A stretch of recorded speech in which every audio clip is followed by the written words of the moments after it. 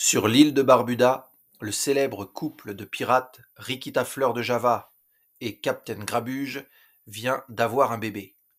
Tout le monde est très impatient de voir la petite merveille, le descendant de la plus illustre famille de pirates de toutes les mers du Sud.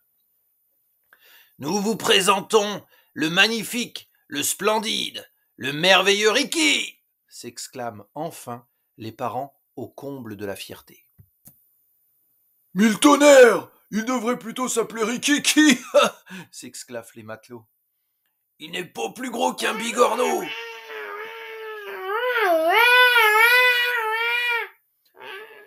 Oh mais quel poumon! Oui oui oui! Les cris perçants! Ils déchirent nos tympans! Rassurez-vous, dit le papa. Il n'a pas encore l'âge d'intégrer l'équipage. En attendant, ajouta sa maman, il restera à terre, auprès de mamie Bouillabaisse. Tu es d'accord, mon trésor?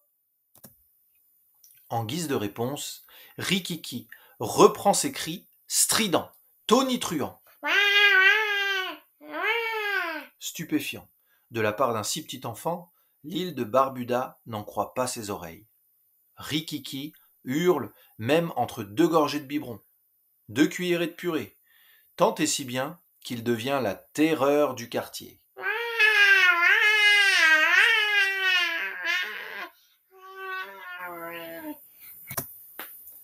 Le temps passe, les années passent. Rikiki reste Rikiki, mais pas ses cris. Son entrée à l'école ne fait rien pour améliorer son humeur. Bien au contraire, Rikiki n'est jamais content et ne fait rien comme les autres. Pendant que ses camarades de classe écrivent leurs mathématiques, leurs additions, leurs soustractions, lui dessine des drapeaux pirates. Grrr. Moi, ce que je veux, c'est partir en mer, sur le bateau de mon papa. Pas besoin d'être un géant pour un terrible pirate. Le pousse-toi de là est justement à quai, avant de repartir pour un long et périlleux voyage à la poursuite de Barbe Noire le Terrible. Rikiki, sans prévenir personne, décide d'embarquer. Au petit matin, lorsque Rikita et le capitaine Grabuge le découvrent endormi sur le pont du navire, il est trop tard pour faire demi-tour. Que les matelots le veuillent ou pas, Rikiki fait désormais partie de l'équipage du pousse-toi de là. Mais, hélas, ses parents avaient vu juste. Rikiki est trop petit pour lancer des couteaux, manier les tromblons, tirer au canon, hisser la grand voile, la brigantine ou le petit phoque. Va donc boire ton biberon dans la cale de mi-portion! Gloussent les pirates tatoués et musclés de l'équipage. Je ne suis pas petit, je suis Rikiki, le plus terrible pirate des mers. Je peux ratatiner, zigouiller, chibouiller et transformer qui je veux en charpenté. Moi aussi, je veux pulverser les navires ennemis, mastiquer les méduses et tirer au pistolet. Ça suffit, gronde le capitaine. Tu nous casses les oreilles. T'es bien trop petit, mon garçon. Tu resteras à l'abri dans la cabine pendant que nous arracherons à cet affreux Barbe Noire le trésor des trésors. La mouette pygmée aux œufs d'or. La mouette pygmée aux œufs d'or est depuis toujours entre les mains de Barbe Noire. Mais plus pour longtemps, se réjouit le capitaine Grabuge. Les 2 bateaux pirates se rapprochent et la bataille s'engage. Les 2 capitaines se font face sur le pont.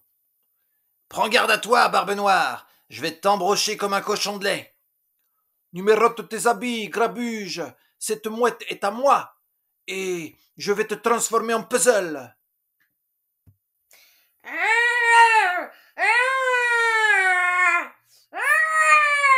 C'est le moment que choisit Ricky, enfermé dans sa cabine au fin fond du navire, pour se mettre à hurler comme jamais.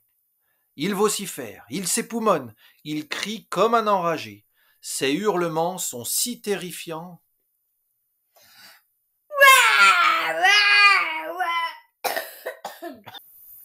que les pirates de Barbe Noire prennent la fuite, en abandonnant la précieuse mouette pygmée. Toute voile dehors, le navire vire de bord comme s'il fuyait la mort. La mouette, terrorisée, se réfugie dans le fût d'un canon. Notre merveilleux trésor, envolé! Jamais nous ne pourrons le rattraper. Il faudrait être minuscule pour aller la chercher là-dedans, se lamente l'équipage. Et moi, je ne suis pas assez petit, moi. Je peux aller la chercher en m'approchant sans faire de bruit. Toi, sans faire de bruit, Gloussent les pirates. tu en es bien incapable, toi qui nous casses les oreilles à longueur de journée. Tu n'y arriveras jamais. Rikiki se concentre et, à pas de velours, calmement, sans bruit, sans un mot, il s'approche et pénètre dans le trou. Sur le pont règne un silence absolu. Chacun retient son souffle. Soudain, la tête de Rikiki réapparaît et il tient la mouette dans ses bras. Hurrah! Bravo, Bravo, Rikiki! Rikiki, Le plus terrible des petits pirates! Rikiki, le plus terrible de tous les pirates! Depuis ce jour, Rikiki n'utilise ses cris effrayants que pour faire peur à l'ennemi.